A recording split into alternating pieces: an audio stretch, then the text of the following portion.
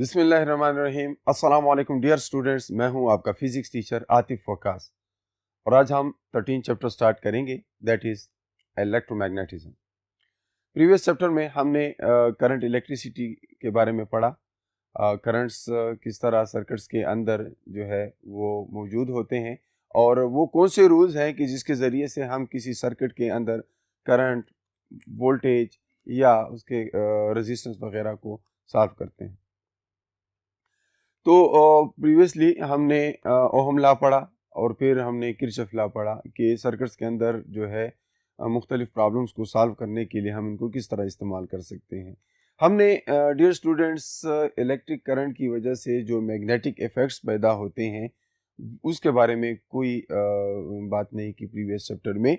इस चैप्टर में हम बात करेंगे करंट की वजह से मैग्नेटिक फील्ड की, कि किस तरह कोई चार्ज पार्टिकल जब मूव करता है तो उसके अराउंड मैग्नेटिक फील्ड पैदा हो जाती है, या किस तरह जब किसी चार्ज पार्टिकल को मैग्नेटिक फील्ड के अंदर इंट्रोड्यूस करेंगे तो उस पे क्या इफेक्ट्स होंगे, या कोई चार्ज कैरिंग कंडक्टर है या उसके अंदर करंट फ्लो कर रहा है तो उसके ऊपर एक्सटर्नल मैग्नेटिक फील्ड का इफेक्ट क्या होता है। तो ये सारी चीज़ें हम इस चैप्टर में पढ़ेंगे।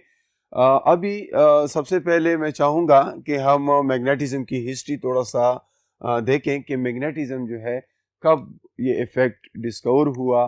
जाहिर है ये एक नेचुरल फोर्स है, लेकिन इसको सबसे पहले इंसानों ने कब ऑब्जर्व किया और इसको कब से इस्तेमाल करना शुरू किया है।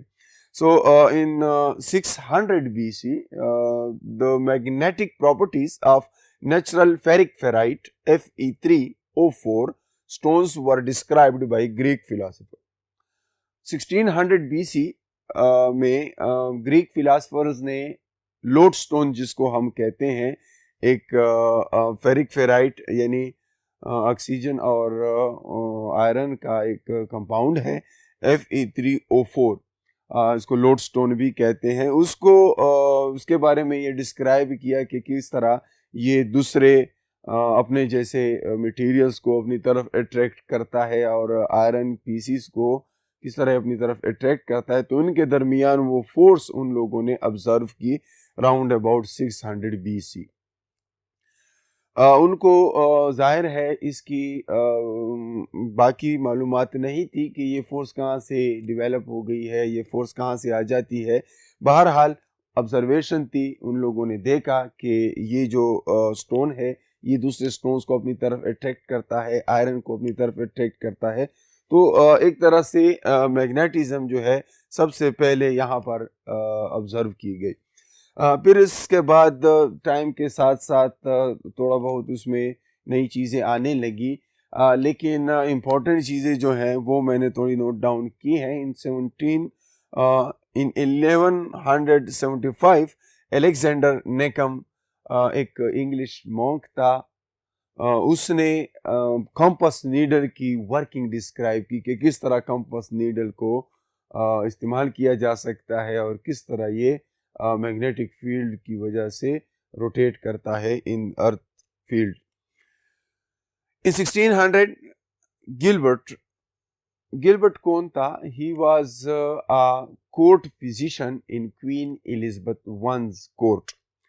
वो क्वीन एलिजाबेथ वन के जो है महल में सरकारी तबीब था और उसने इलेक्ट्रिसिटी पे काम किया, चार्जेस के ऊपर, और उसने मैग्नेटिज्म के बारे में एक ट्रीटाइज लिखा और उसमें उसने जिसको डी मैग्नेट कहा जाता है, उसमें उसने ये एक्सप्लेन किया कि क्यों जो है वो कंपास नीडल रोटेट हो जाती है अर्थ की मैग्नेटिक फील्ड में, और वो पहला शख्स था कि जिसने ये बताया कि अर्थ खुद एक मैग्नेट है। डियर स्टूडेंट्स, अगर आपने नोटिस किया हो, जब आप कंपास नीडल को अर्थ की मैग्नेटिक फील्ड के अंदर जब पकड़ते हैं तो उसमें देखते हैं कि उसका नॉर्थ जो है जियोग्राफिक नॉर्थ की तरफ डायरेक्ट हो जाता है और उसका साउथ जो है साउथ की तरफ। तो ये मैग्नेट का नॉर्थ और साउथ जो होते हैं ये क्यों रोटेट कर लेते हैं, क्यों नॉर्थ अर्थ के नॉर्थ की तरफ चला जाता है और उसका साउथ क्यों अर्थ के जियोग्राफिक साउथ की तरफ चला जाता है। तो इस बात को सबसे पहले इस बंदे ने गिलबर्ट ने एक्सप्लेन किया। यहाँ पर ये चीज़ याद रखने के काबिल है कि अर्थ का जो मैग्नेटिक फील्ड होता है, ज़ाहिर है गिलबर्ट ने ये एक्सप्लेन कर दिया था कि अर्थ खुद एक मैग्नेट है और तभी वो जो है कंपास नीडल जो है, जो कि एक स्मॉल मैग्नेट है, वो भी इसके फील्ड के अंदर इफेक्ट होता है। डियर स्टूडेंट्स, ये बात ख़ास तौर पे ज़हन में रखें कि अर्थ के मैग्नेटिक फील्ड का भी एक नॉर्थ पोल भी होगा और उसका साउथ पोल भी होगा, लेकिन जिसको हम नॉर्थ कहते हैं, अर्थ का जो जियोग्राफिक नॉर्थ है, वो असल में अर्थ के मैग्नेट का फिजिकल साउथ है। क्योंकि जब हम कंपास नीडल अर्थ की मैग्नेटिक फील्ड में पकड़ते हैं तो फॉर एग्जांपल मैं कहता हूँ ये कैप वाली साइड जो है ये नॉर्थ है और ये साइड उस कंपास नीडल की या किसी बार मैग्नेट की इस साइड को मैं साउथ मान लेता हूँ। तो जब इसको हम सस्पेंड कर लेते हैं तो इसका नॉर्थ जो है ज्योग्राफी नॉर्थ की तरफ अलाइन हो जाता है।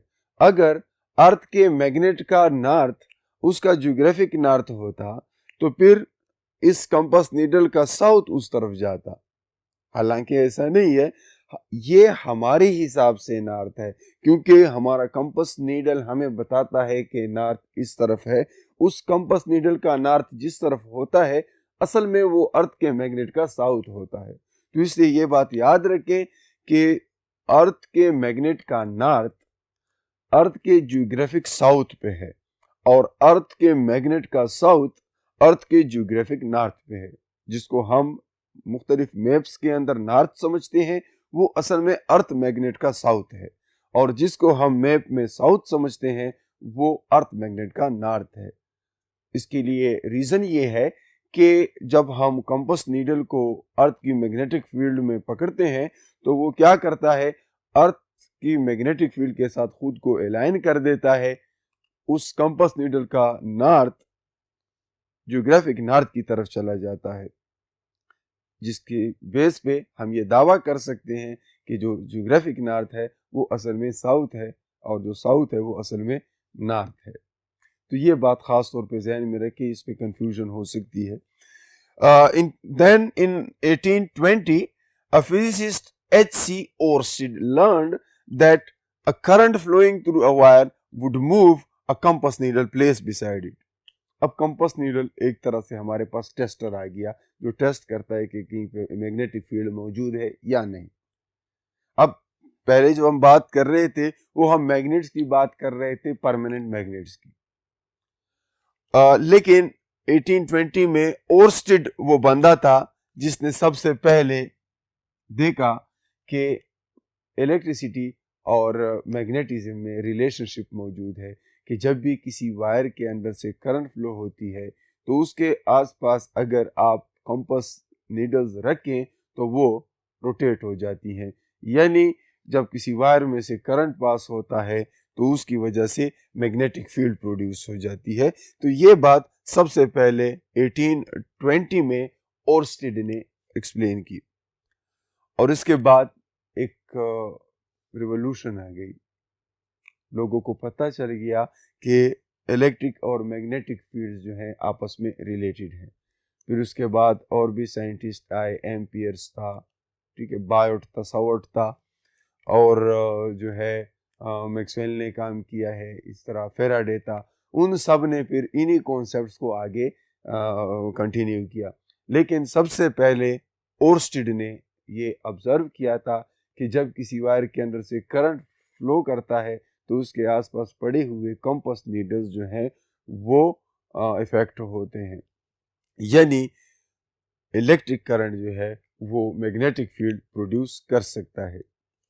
तो इसी को भी हम एक्सप्लेन करेंगे और फिर देखेंगे कि किस तरह दो मुख्तलिफ वायर जब साथ साथ पड़े हों तो उनके अंदर से करंट की डायरेक्शन चेंज करने से उनके दरमियान लगने वाली जो फोर्स है उस पर असर पड़ता है। तो इसको हम आगे देखते हैं। So what is electromagnetism? Electromagnetism क्या है? Electromagnetism is a process where a magnetic field is created by introducing current in the conductor.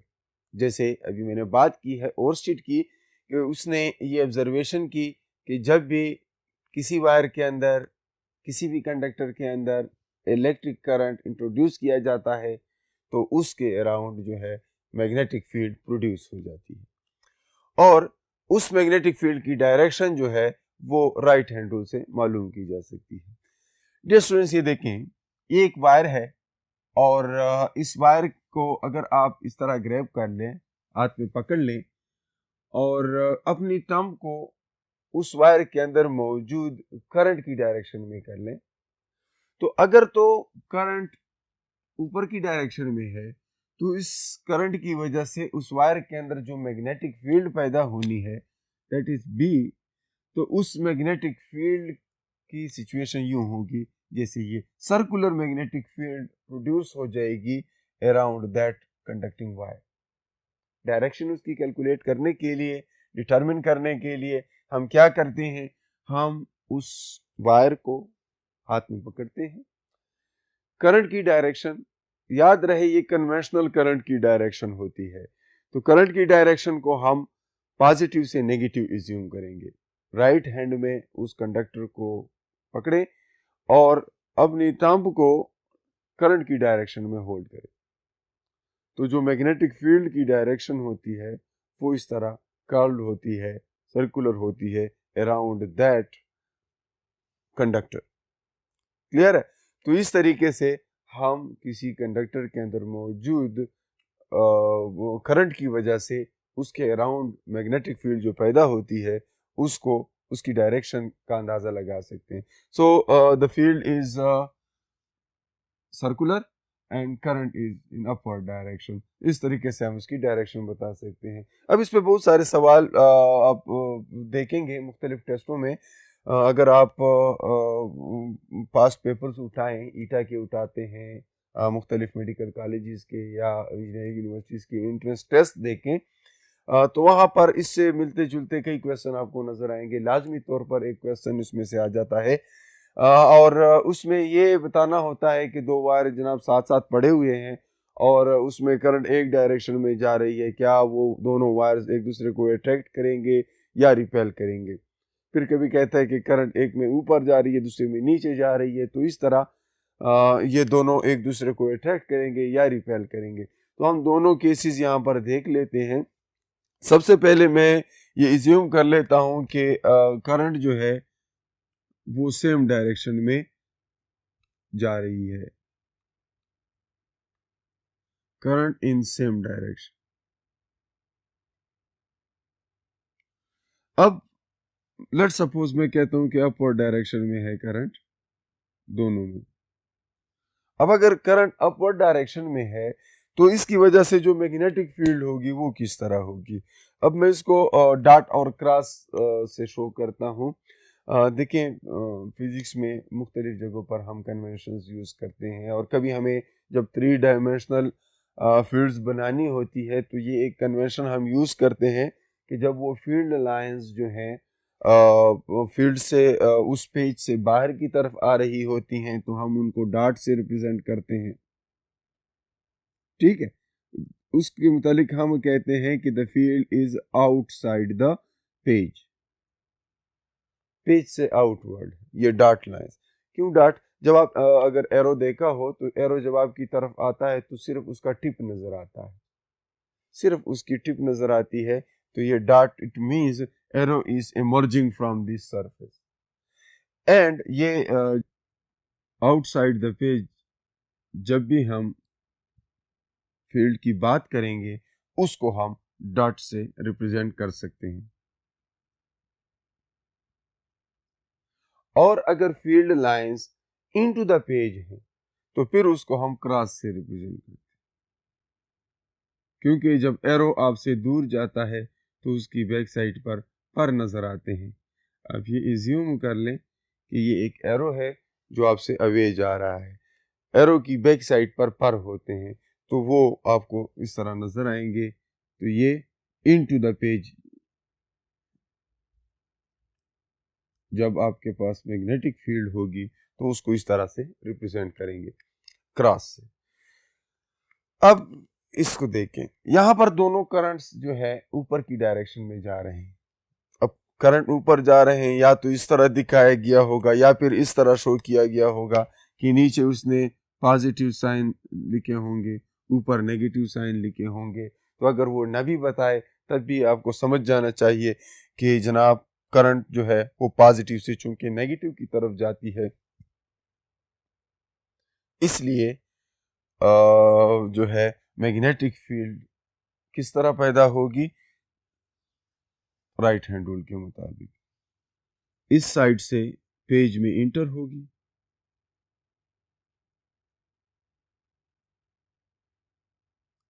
और दूसरे साइड से इमर्ज होगी।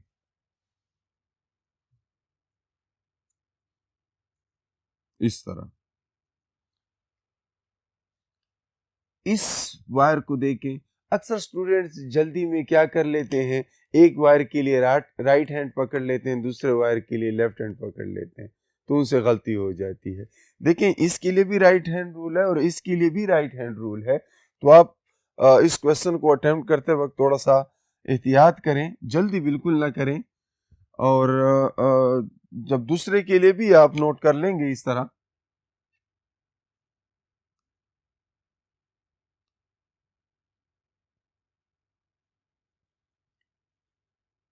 जी। तो अब देखें, यहां से मैग्नेटिक फील्ड लाइंस इस तरफ इंटर हो रही है, लेफ्ट से इमर्ज होके राइट पे इंटर हो रही है ऐसे, ठीक, एक इनिशियली। लेकिन जब ये दो हो तो यूं हो जाता है कि ये दो चूंकि अपोजिट हैं, इनमें क्या होगी, एट्रैक्शन होगी। और दूसरा ये है कि एक नेट फील्ड पैदा हो जाती है इन दो में।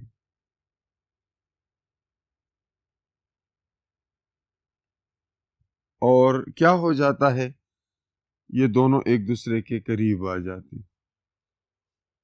ग्रैब कर लेते, एक कंडक्टर ऊपर की जानिब, दूसरे कंडक्टर में भी करंट ऊपर की जानिब, और दोनों की वजह से चूंकि मैग्नेटिक फील्ड प्रोड्यूस होती हैं, वो दोनों मैग्नेटिक फील्ड ऐसी होती हैं कि वो कंबाइन हो जाती हैं और उन दोनों को आपस में करीब करीब कर देती हैं, यानी ये दोनों क्या करेंगे, अट्रैक्ट करेंगे। अब अपोजिट डायरेक्शन में जब होंगी तब क्या होगा, जब करंट दोनों में अपोजिट डायरेक्शन में फ्लो करे। फॉर एग्जांपल मैं कहता हूं कि करंट डाउनवर्ड मूव कर रहा है, दोनों, एक में अपवर्ड है, दूसरे में डाउनवर्ड है, यानी अपोजिट डायरेक्शन में है। तो इस तरह करने से अब आप देखें इसकी मैग्नेटिक फील्ड कैसे होगी। अब राइट हैंड रूल वही होगा, हम इस केस में क्या करेंगे, ये नहीं है कि अब हम इसके लिए लेफ्ट हैंड रूल यूज करेंगे, या इसमें अब देखें ना वही हिसाब होगा लेकिन अपोजिट। अब इसकी चूंकि इस साइड पर फील्ड एमर्ज होगी, जो है इन होगी, और इस साइड पर एमर्ज होगी, तो इसकी जो फील्ड है वो इस तरह होगी राइट हैंड रूल के मुताबिक, जो अभी कुछ देर पहले हमने पढ़ा। और इस साइड से वो फील्ड इंटर हो रही है, डॉट से मैं वो फील्ड रिप्रेजेंट कर रहा हूं जो आउटसाइड द पेज।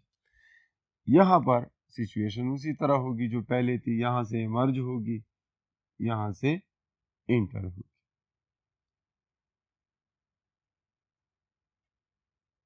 तो अब अगर आप देखें कि उनके दरमियान फोर्स क्या होगी, जब ये दोनों इस तरह पड़े हों आपस में, पैरेलल कंडक्टर हैं और करंट उन दोनों में अपोजिट डायरेक्शन में है, अब क्या होगा, अब क्लियर है कि वो दोनों एक दूसरे को रिपेल करेंगे। रीजन वही है कि अब दोनों के एक जैसे पोल एक साइड पे आ जाती हैं एंड दे डाइवर्ज, वो रिपेल करते हैं। तो ये एक इम्पोर्टेंट कॉन्सेप्ट है, इसकी बेस पर बहुत सारे क्वेश्चंस बन सकते हैं। एक तो ये बात जहन में रखिए कि करंट की डायरेक्शन अगर क्लियरली शो नहीं है तो आप ये देखें कि कौन सा साइड बैटरी के पॉजिटिव टर्मिनल के साथ उस कंडक्टर का जुड़ा हुआ है और कौन सा साइड उसका किसी बैटरी के नेगेटिव के साथ जुड़ा हुआ है। तो इसका आपको ख्याल रहेगा, तो इससे आपको मैग्नेटिक फील्ड की डायरेक्शन बताने में आसानी होगी।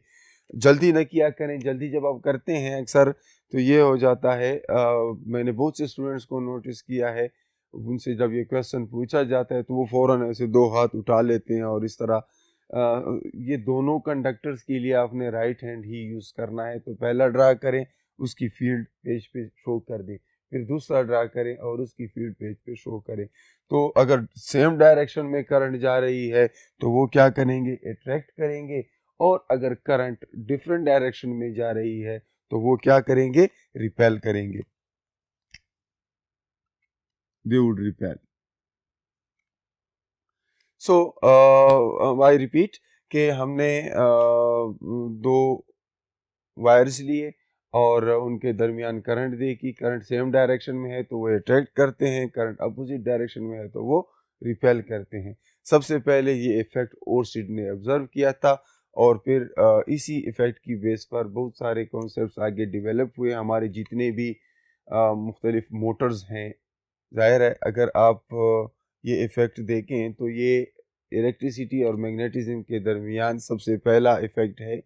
और इसके बाद जितने भी एप्लियंसेस हम यूज़ करते हैं, आप इलेक्ट्रिक मोटर देखें, इलेक्ट्रिक जनरेटर देखें, उन सब में इलेक्ट्रिसिटी और मैग्नेटिज्म जो है दोनों इन्वॉल्व हैं। तो वायर में करंट होती है तो उसकी मैग्नेटिक फील्ड होती है और इसके साथ पड़े हुए दूसरे वायर को ये इफ़ेक्ट करता है। डिपेंड करता है कि दोनों वायर्स में करंट की डायरेक्शन क्या है। इसके बाद हम ये देखते हैं कि अगर किसी वायर को किसी एक्सटर्नल मैग्नेटिक फील्ड में रखा जाए और उस वायर के अंदर करंट भी मौजूद हो तो उस वायर के ऊपर क्या इफेक्ट पड़ता है। तो ये देखने के लिए हम नेक्स्ट बोर्ड की तरफ जाते हैं। So force on a current carrying conductor. जब कोई कंडक्टर है और उसमें करंट है, उसके ऊपर आप देखें कि कोई मैग्नेटिक फील्ड क्या फोर्स लगाती है। मैंने एक कंडक्टर लिया और उस कंडक्टर को किसी यूनिफॉर्म मैग्नेटिक फील्ड के अंदर रखा।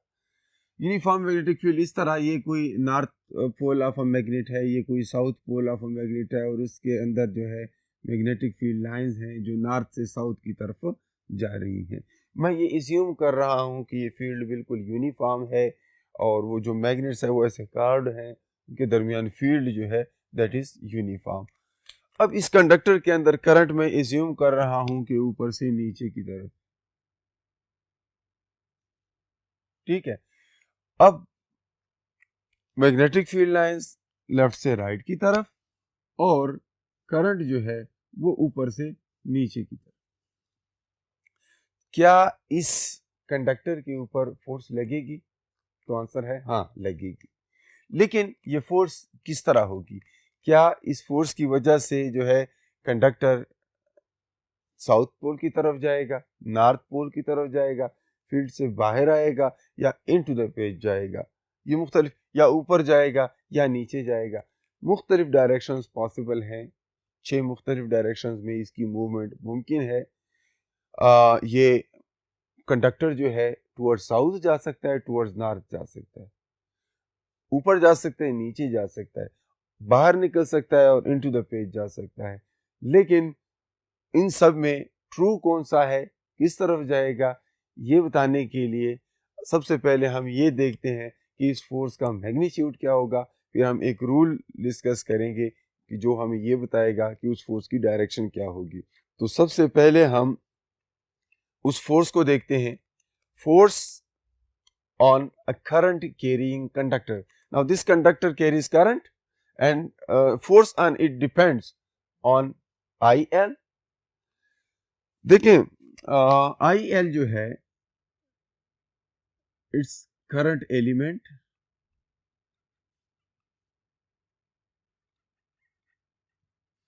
करंट खुद जो है एक स्केलर क्वांटिटी है, लेकिन आई एल जो है that is a vector, it's called current element. तो जितना करंट एलिमेंट ज्यादा होगा उतनी ज्यादा फोर्स उस कंडक्टर के ऊपर लगेगी मैग्नेटिक फील्ड के अंदर। करंट ज़्यादा होगा तो भी करंट एलिमेंट ज़्यादा होगा और उसकी लेंथ ज़्यादा होगी कंडक्टर की। हम उस लेंथ की बात करेंगे जो लेंथ मैग्नेटिक फील्ड के अंदर है। बाकी वायर जितना भी हो, लेकिन उसका जो हिस्सा मैग्नेटिक फील्ड के अंदर है वो अगर ज़्यादा है तो हम कहते हैं कि करंट एलिमेंट ज़्यादा होगा। इसकी वजह से उसके ऊपर जो फोर्स लगेगी मैग्नेटिक इफेक्ट की वजह से, एक्सटर्नल मैग्नेट की वजह से, वो फोर्स ज़्यादा होगी अगर IL ज़्यादा है। दूसरा ये है कि अगर B स्ट्रांग है, मैग्नेटिक फील्ड स्ट्रांग है, तो भी वो ज़्यादा फोर्स लगाएगा करंट कैरिंग कंडक्टर के ऊपर। और तीसरा, उनके दरमियान एंगल के साइन थीटा।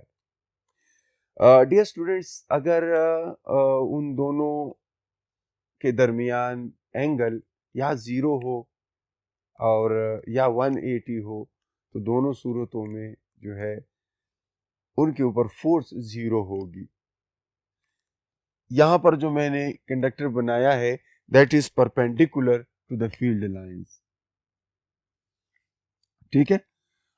उसका वो फील्ड लाइंस के साथ जो है 90 डिग्री बना रहा है, और इस केस में मैक्सिमम फोर्स होगी। अगर ये एंगल इस तरह होता, अगर मैं फॉर एग्जांपल मैं ब्लू से ड्रा करूं, ये वो कंडक्टर होता, तो उस कंडक्टर के ऊपर कोई फोर्स नहीं लगती।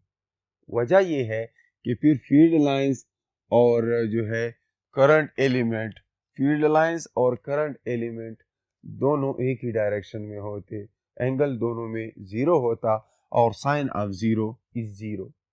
तो इसलिए इस फोर्स के मैग्नीट्यूड को अगर देखें तो ये किन किन चीज़ों पे डिपेंड करता है, IL की वैल्यूज पे, करंट की वैल्यू पे, लेंथ की वैल्यू पे, मैग्नेटिक फील्ड कितना स्ट्रांग है, और IL और B के दरमियान जो एंगल बनता है उस पे। अगर एंगल 0 है तो फोर्स 0 होगी। क्यों 0 होगी? Sine of 0 is 0। The same is true for 180। अगर एंगल 180 है तब भी ऐसा है। और अगर फोर्स मैक्सिमम चाहिए तो आपने करना क्या है, आपने उनके दरमियान एंगल 90 डिग्री करना है। अगर कोई कंडक्टर फील्ड लाइंस के बिल्कुल परपेंडिकुलर होगा तो ऐसे केस में मैक्सिमम फोर्स लगेगी उस कंडक्टर के ऊपर। और ये कॉन्सेप्ट हमें बहुत ज़्यादा इस्तेमाल करने हैं आगे। हमारा जो इलेक्ट्रिक मोटर्स हैं उसमें यही इफेक्ट होता है। करंट किसी वायर में से जाती है, वहाँ पर तो पूरा कायल होता है, 4 मुख्तलिफ कंडक्टर्स आपस में लगाए गए होते हैं, तो पूरे कायल बना होता है, या उसकी सिचुएशन डिफरेंट हो सकती है, बट करंट उसमें होती है और वो किसी मैग्नेटिक फील्ड में पड़ा होता है जिसकी वजह से उस पर फोर्स लगती है और उसका आर्मेचर रोटेट करता है। वो वैसे भी आगे हम करेंगे, लेकिन फिलहाल हम सिर्फ एक वायर की बात कर रहे हैं, कंडक्टर, कि उसके अंदर से जब करंट पास हो और उसको हम किसी एक्सटर्नल यूनिफॉर्म मैग्नेटिक फील्ड में रखेंगे तो उसके ऊपर फोर्स क्या होगी। जितना उसके अंदर से करंट ज़्यादा फ्लो करेगा, जितना उसकी लेंथ ज़्यादा होगी, और जितनी उस मैग्नेटिक फील्ड की स्ट्रेंथ ज़्यादा होगी, उतना ही उस कंडक्टर के ऊपर फोर्स ज़्यादा लगेगा।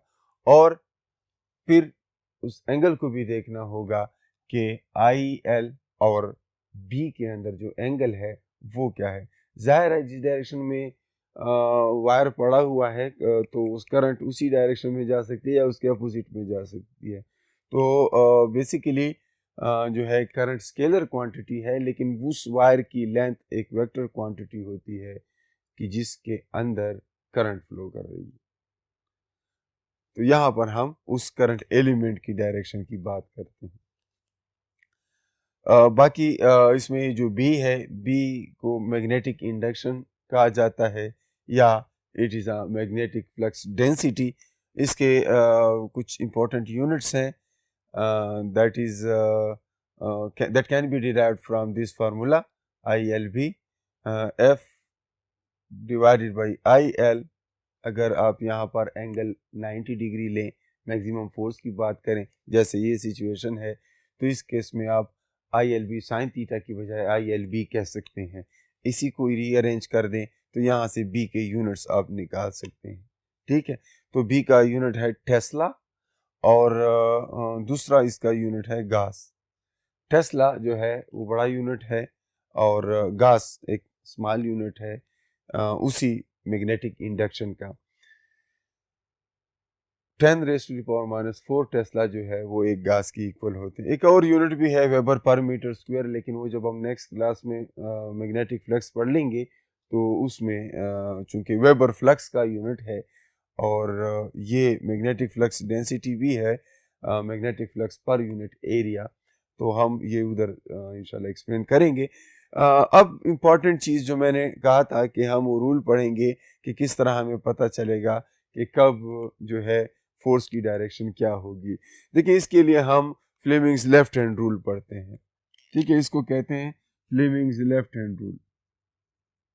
फ्लेमिंग्स लेफ्ट हैंड रूल के अंदर ये दो हैं, एक फ्लेमिंग्स लेफ्ट हैंड रूल है और एक राइट हैंड रूल है। तो जहाँ पर इलेक्ट्रिसिटी कंज्यूम होती है वहाँ पर हम Fleming's left hand rule use करते हैं, और जहाँ पर इलेक्ट्रिसिटी जनरेट होती है वहाँ पर Fleming's right hand rule use करते हैं। तो चूंकि इस चैप्टर में थ्रू आउट हम लेफ्ट हैंड रूल यूज करेंगे, क्योंकि यहाँ पर हम जनरेटर्स की बात नहीं कर रहे, यहाँ पर हम करंट की वजह से जो मैग्नेटिक फील्ड पैदा होती है। और आगे आप जनरेटर्स में ये देखेंगे कि मैग्नेटिक फील्ड की वजह से जो फोर्स की वजह से जो करंट पैदा होती है, ये तीन, अगर आप अपने हाथ को इस तरह पकड़ें तो तीन उंगलियां हैं, ये जो है थंब की डायरेक्शन में वो फोर्स होगी कि जो कंडक्टर के ऊपर लगेगी। ये जो आपका फर्स्ट फिंगर है ये डायरेक्शन होगी मैग्नेटिक फील्ड की, कि मैग्नेटिक फील्ड किस डायरेक्शन में है, और इस फिंगर के साथ आप डिनोट करेंगे करंट की डायरेक्शन को, यानी ये लेंथ है और इसके अंदर से करंट फ्लो कर रही है। तो अगर मैं इस कंडक्टर को देखूं जो मैंने यहाँ पर बनाया हुआ है, ये कंडक्टर जो है ऐसे पड़ा हुआ है कि इसके अंदर करंट डाउनवर्ड डायरेक्शन में है। अब सबसे पहला काम आप करें कि मैग्नेटिक फील्ड की डायरेक्शन बताएं। तो ये नॉर्थ है, वो साउथ है, मैग्नेटिक फील्ड की डायरेक्शन ये होगी। अब दूसरा काम क्या करना है, दूसरा हमें ये देखना है कि उसके अंदर मौजूद जो कंडक्टर है उसमें करंट किस डायरेक्शन में है। तो करंट ऊपर होती मैं ऐसे करता, करंट नीचे है मैंने ऐसे कर लिया। अब ये करंट की डायरेक्शन है, वो मैग्नेटिक फील्ड की डायरेक्शन है। फोर्स किस तरफ लगेगी? आउटवर्ड। फोर्स उस कंडक्टर के ऊपर आउटसाइड द पेज लगेगी, इस डायरेक्शन में। तो जैसे ही इसके अंदर से करंट जाएगी ये ऐसे उछल के बाहर आएगा। अगर करंट को रिवर्स करते हैं तो वो इनटू द पेज जाएगा। तो इस तरीके से आप बता सकते हैं कि फोर्स और मैग्नेटिक फील्ड की डायरेक्शन किस तरह हम फाइंड करते हैं। ये मैग्नेटिक फील्ड को शो करेगा, ये करंट की डायरेक्शन, और ये वो फोर्स है जो उस कंडक्टर के ऊपर लगेगी जब उसको किसी मैग्नेटिक फील्ड में रखेगी। तो इस तरह लेफ्ट हैंड रूल से हम वो फोर्स फाइंड कर सकते हैं। राइट हैंड रूल हम 14 चैप्टर में जब इंडक्शंस पढ़ेंगे, मैग्नेटिक इंडक्शंस, जब इलेक्ट्रिसिटी जनरेट होगी तो वहां पर हम राइट रूल पढ़ेंगे, राइट हैंड वाला। यहाँ पर फ्लेमिंग्स लेफ्ट हैंड रूल है। अक्सर स्टूडेंट कंफ्यूज होते हैं, बुक में दोनों दिए गए हैं, तो कभी राइट हैंड कभी लेफ्ट हैंड, तो स्टूडेंट कंफ्यूज होते हैं। तो ये ख़ास तौर पर ध्यान में रखें कि जब भी आप इलेक्ट्रिसिटी जनरेट करें, जनरेशन, तो राइट हैंड रूल यूज़ होगा, और जहाँ पर इलेक्ट्रिसिटी की कंजम्पशन होगी वहाँ पर लेफ्ट हैंड रूल यूज़ होगा। यहाँ पर चूंकि कंजम्पशन हो रही है, हम इलेक्ट्रिक करंट की वजह से और एक्सटर्नल मैग्नेटिक फील्ड की वजह से जो फोर्स लगती है उसे मालूम करना चाहते हैं। हम इलेक्ट्रिकल से मैकेनिकल इफेक्ट की तरफ जा रहे हैं, electrical energy to some other forms of energy जब जाएंगे तब ये हम करेंगे लेफ्ट हैंड रूल। लेकिन अगर इसके बरअक्स होता, हम मैकेनिकल से इलेक्ट्रिकल एनर्जी बना रहे होते, फिर हम राइट हैंड रूल यूज़ करेंगे, लेकिन वो बाद में करेंगे, अभी कंफ्यूजन बनाएगा अगर हम उसको भी डिस्कस करें। तो इसको ज़रा देखें कि जब फोर्स ज़्यादा होगी जब करंट और लेंथ दोनों ज़्यादा होंगे फोर्स ज़्यादा होगी, जब मैग्नेटिक फील्ड की स्ट्रेंथ ज़्यादा होगी फोर्स ज़्यादा होगी, और जब उन दोनों के दरमियान एंगल 90 होगा तब भी फोर्स मैक्सिमम होगी।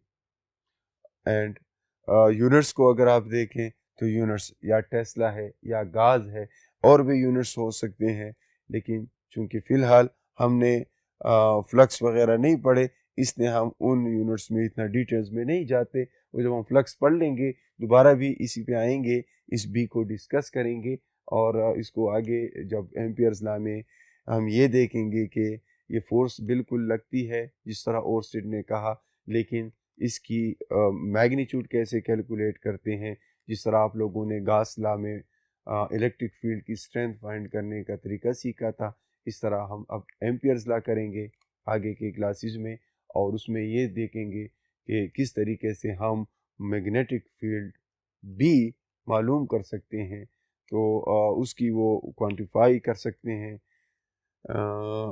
उसकी क्वांटिफिकेशन का जो हमारे पास मेथड है वो एम्पियर्स लॉ से आता है। ओर्स्टेड ने सिर्फ ऑब्जर्वेशन दी कि जनाब जब भी किसी सर्किट के अंदर करंट होता है, किसी कंडक्टर के अंदर से करंट पास होता है, उसके करीब कंपास नीडल रखेंगे तो वो क्या होता है, डिफ्लेक्ट होता है। एम्पियर ने बाद में आके उसको क्वांटिटेटिवली एनालाइज किया और देखा कि कब वो बी ज़्यादा प्रोड्यूस होता है, यानी मैग्नेटिक इंडक्शन ज़्यादा होती है, और कब कम होती है। तो इस पे इंशाल्लाह नेक्स्ट क्लासेस में बात करेंगे। तब तक के लिए अपना बहुत सारा ख्याल रखिए। अल्लाह हाफिज़।